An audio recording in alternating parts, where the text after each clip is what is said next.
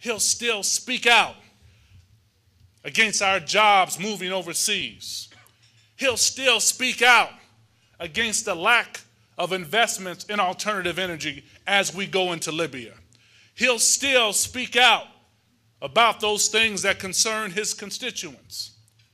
And as we move forward, we have to wrestle with our identity as Muslims. Are we going to continue to be reactionary?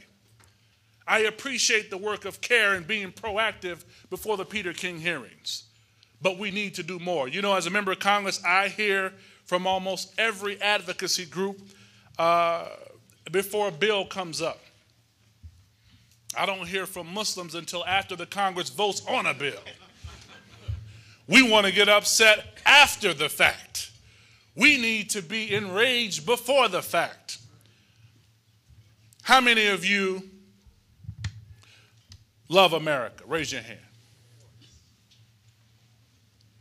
How many of you want to see America do better, as great as we are?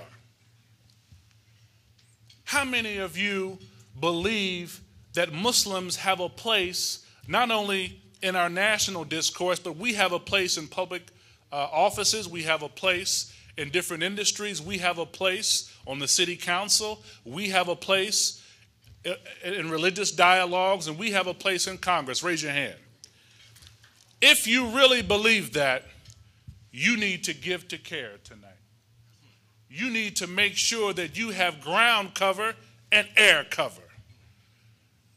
No military can be successful without financial support. When the figurative tanks become rusty, when the figurative firearms are no longer able to be greased well and folks can't qualify on the range regularly, Lieutenant, we need those verbal shooters. Before this goes on YouTube, I got to clear it up for my campaign. We need to make sure that CAIR is a well-oiled machine. Congressman Carson speaks on behalf of CAIR. We need to make sure that CAIR is there to back us up when that sister gets pulled over at night with her hijab and the officer isn't visionary or progressive or universal in his thinking like our lieutenant. That officer wants to hem her up and have the SWAT team come out just because she went 5 miles over the speed limit. They need to know that a CAIR will be on their backside if they get out of order. They need to know that there's some firepower out here.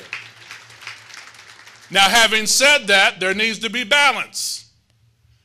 If there are some folks in our community who are acting improperly and who are becoming self-radicalized, and they're threatening the lives of fellow Americans and fellow Muslims, and we have information about it, CAIR should speak up as well.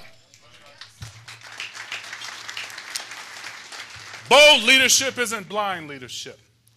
And for this country to go forward into the future, all of us have to come together and make an investment, not only in CAIR, but in our country. Thank you. Assalamu alaikum.